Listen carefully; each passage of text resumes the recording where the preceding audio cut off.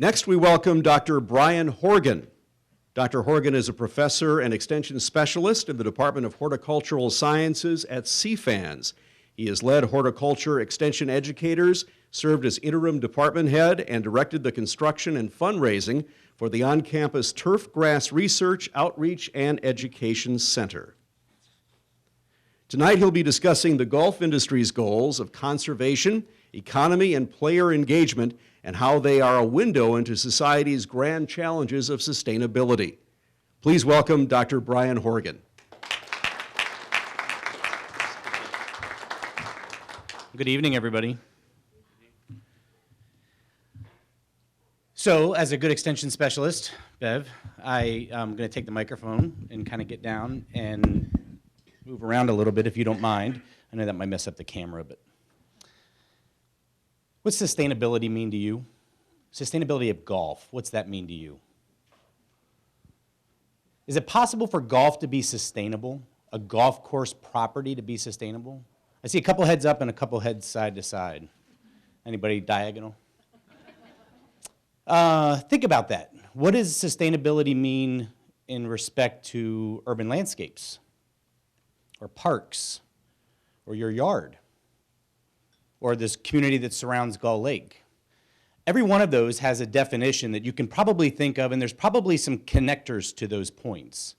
But ultimately, in a managed landscape, it's hard to define a managed landscape as being sustainable, truly as the definition defines it. Right? Anybody want to? Yes? Thank you. Go ahead. Right, so that certainly impacts it, right. But in a managed sense, Dutch did not want those trees to go down. Right, Dutch, you didn't want those trees to go. Yeah, that event was not something that we planned. But ultimately, you're right. So now what happens to that landscape? How does it regrow? What do you do with it, et cetera, et cetera? So in our research program at the U, we have focused a lot on water in golf. And there's been a decadal survey that was done in the mid-2000s and just repeated in 2015. And the results were just published. And it shows that golf courses in general, across all of the United States, are using about 22% less water. Okay, that's good. That's good for our industry. That means that something is triggering people's responses who are managing golf courses to start to do more with less? Is that possible? Can we continue to always do more with less? Probably not. But we're seeing a good trend in the golf industry related to our water use. So we can graph this, and we can graph this in a way that shows a response to resources. So if we put more water on your golf course, what happens to the response of the turf grass? Or what happens to the player satisfaction? And we would say that we can get this zone of maximum efficiency with the least amount of resources and the greatest response from whatever you're defining that as. And that response, again, could be in your home lawn. I've got 3 kids and 2 dogs. My lawn requires more than somebody that doesn't have any kids or no dogs. So the expectation and function of that landscape is very different. The zone of normal operation, where we function at today, tends to be with more resources, but we're not getting a return on that investment. We're not seeing a reciprocal increase in the quality or the player satisfaction of that property or that golf course. And oftentimes, this is technology driven. So as Rebecca was saying about bringing entrepreneurs into Minnesota and being able to foster that environment for us in Minnesota, we have some great companies nationally that are helping us identify through drones, through soil sensors, through other technologies that help us drive down these inputs but maintain the function of that landscape. And this is what I'm going to argue in the future, this zone of maximum stewardship. We're going to throw in a third variable there, and that's around environmental responsibility, environmental stewardship. So can we give you a product that functions appropriately as a golfer? How many golfers do we have? Okay. Loosely defined. Thank you.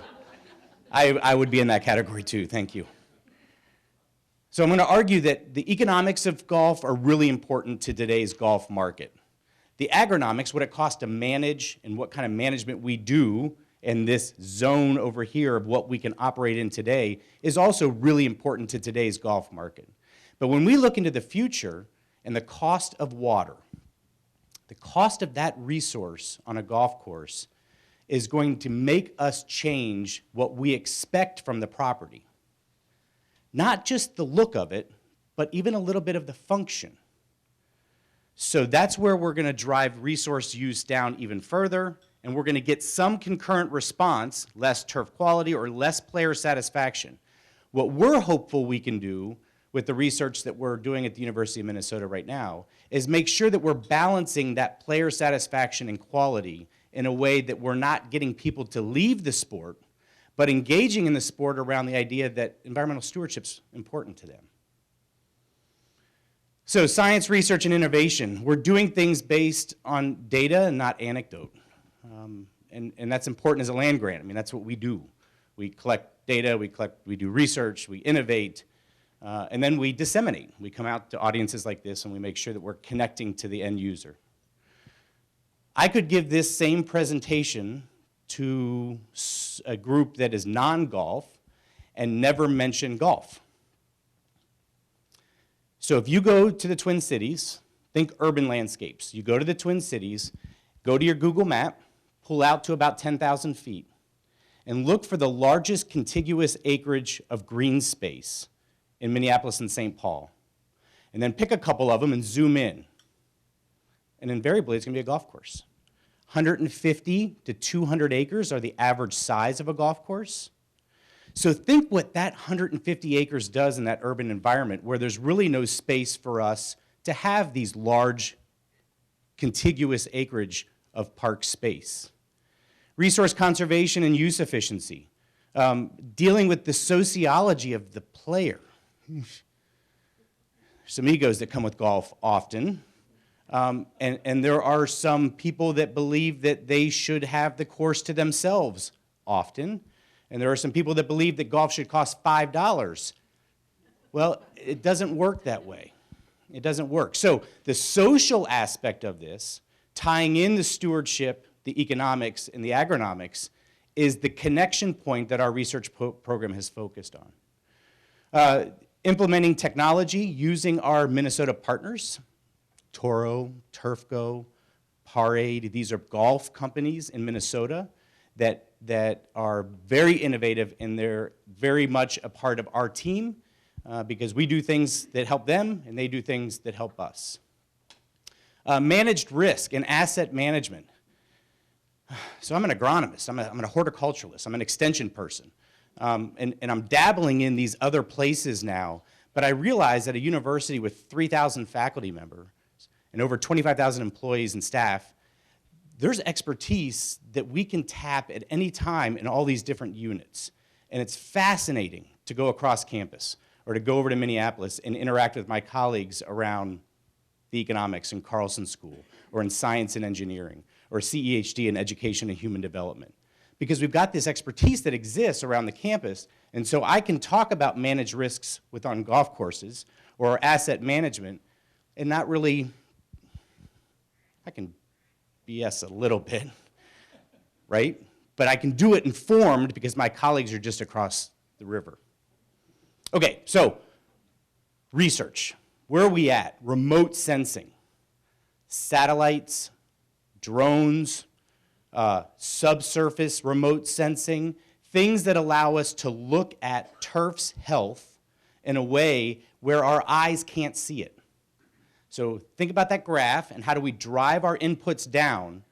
Well, our eyes tell us one thing, but it might not be telling us what's going on within the plant that can be something related to our ability to reduce the amount of resources required to manage it. Spatial variability of golf courses. This is really interesting. Our golf courses are really, they have lots of different character that we don't see below the turf. So think about removing that beautiful canopy of grass off that fairway and what's below it. Soil, good. Thank you. And it wasn't dirt, thank you. My soil colleagues would be very happy that you didn't say dirt. You remove that turf and you've got soil below, and that soil has lots of life to it, and it's very variable. It's spatially variable. So we can look at these golf course fairways, and this is measuring the compaction of these golf course fairways, and you can see the spatial variability that exists. But look at, I don't know if it's going to show up very well, but look at what happens when I map the water holding capacity of that soil and the relationship between the compacted sites and where water's held. Okay, so think resources again. Go back to that graph. How do I drive my resources down if I don't understand how spatially variable a property is? I should not treat all 150 acres the same.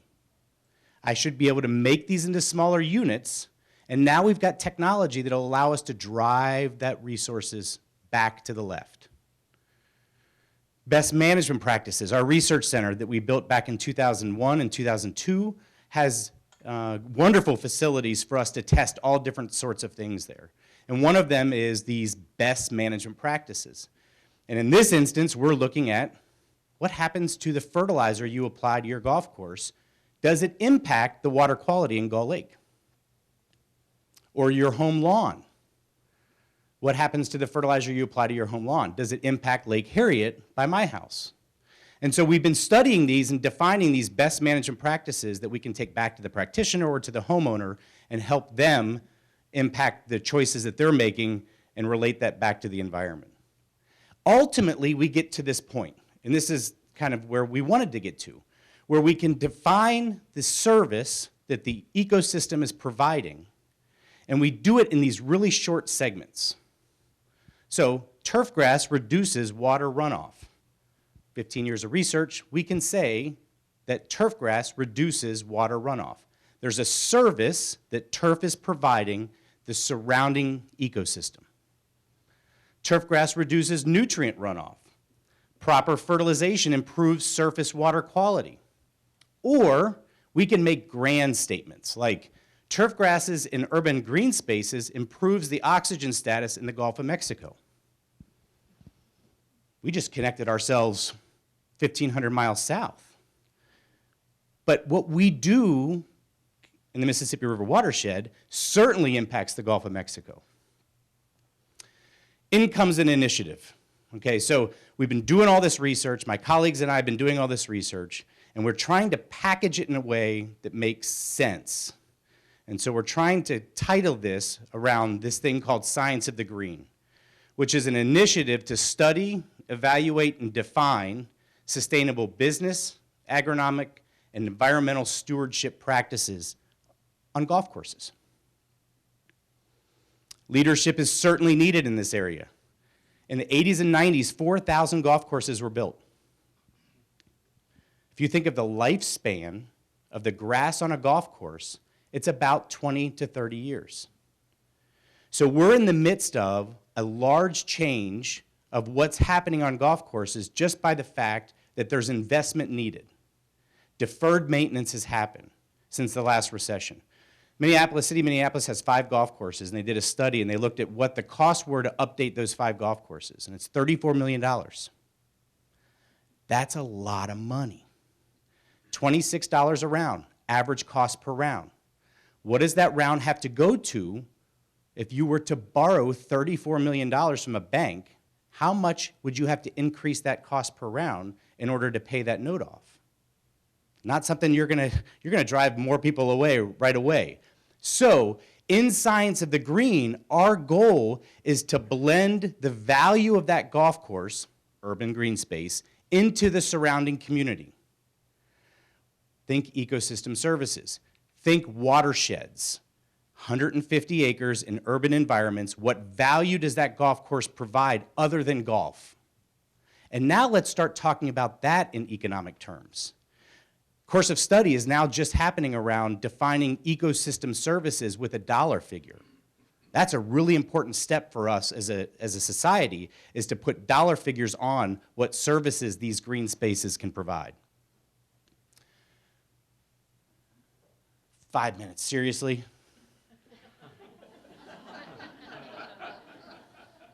It was just getting on a roll, Gretchen, and now you just totally...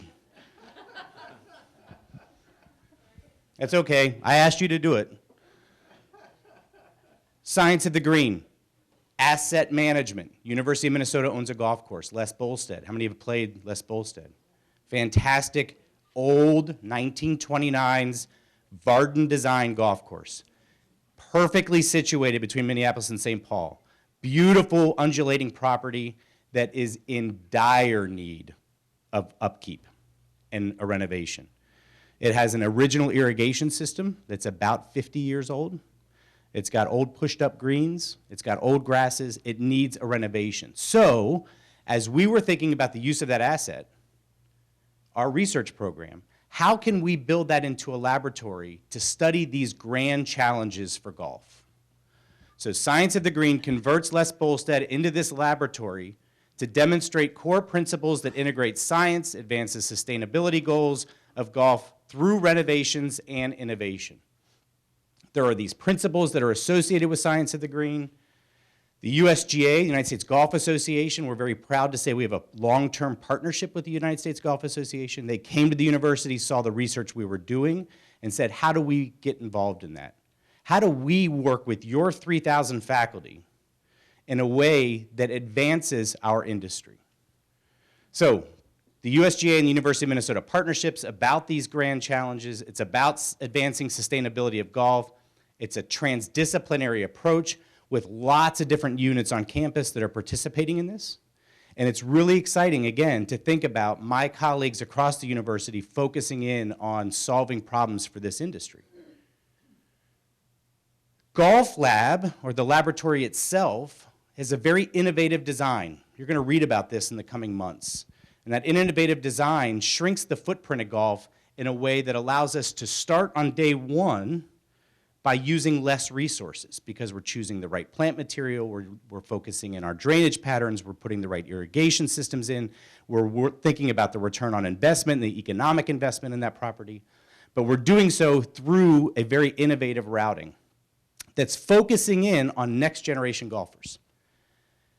To be honest, my intention is not necessarily, or I'm not necessarily concerned with our boomers that are already engaged in the sport.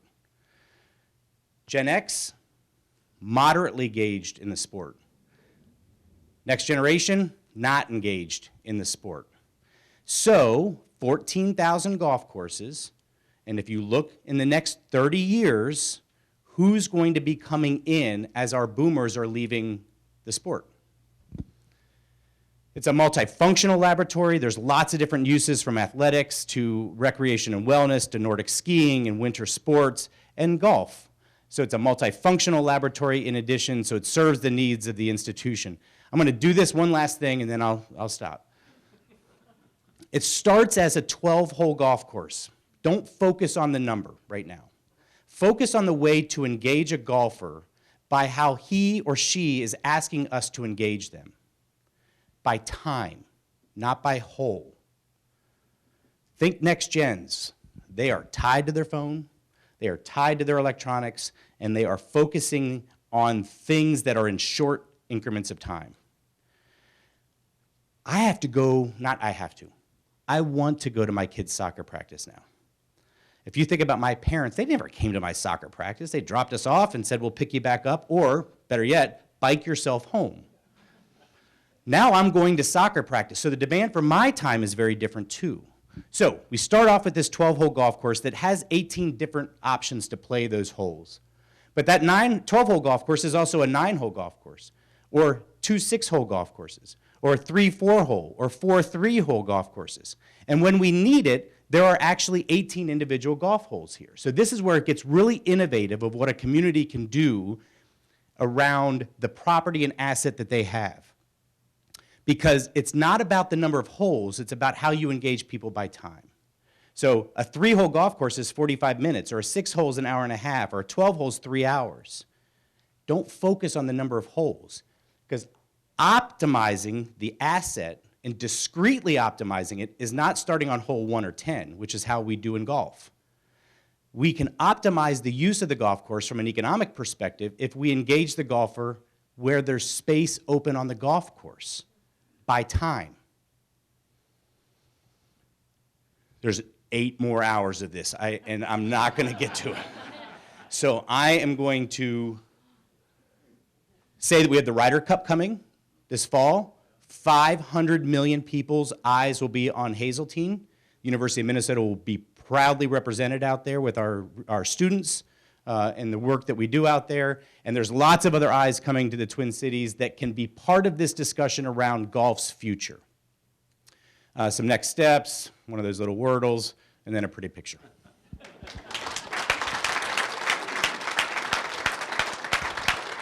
And I will be happy to take questions after, right? Well, one question. Okay, go ahead. So we recently lived in Northern California, and of course they were in a drought for 4+ years. Mm-hmm. And so that would be an interesting place to study golf courses and golf course management, because we had water restrictions on how much water we could use. So Steve, what's interesting about that is that up until this year, golf just paid for water. So if I took Dutch and I took Matt's budget, your budget for managing these golf courses, and I added the cost of water in California to his budget, $250,000, $500,000, $750,000 a year per golf course in water costs, we would bankrupt most of our golf courses in our state.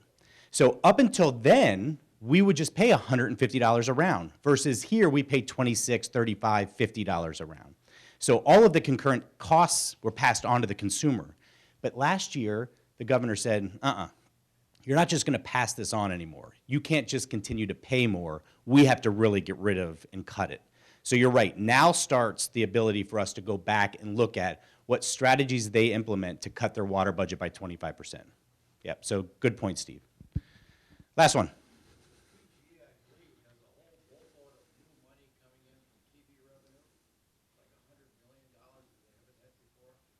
So the USGA got their new Fox contract. We will be the recipient of $2.5 million of that over a 5-year period to help study these big issues. So yes, you can feel proud about your own. I mean, we did a good job at finalizing that contract with the USGA, and they're really excited to work with the University of Minnesota. I'm gonna go ahead real quick. I think you nailed it on the head. I think if you ask the young people what it is, it's Time. and money for golfing. And I noticed Reagan's has a soccer golf course out there, and you know what? That's being used a lot by these young kids and families. It's a great idea. It is, and what's interesting about millennials is that it's not so much the money we're finding. It's really because they're willing to pay for things that match their values. Golf does not match their values right now. The environmental piece of that and the social justice part of that, which are terms that we have to get comfortable with in the golf industry, we don't have ways to define that for that generation yet. That's what we're working on. Thank you very much.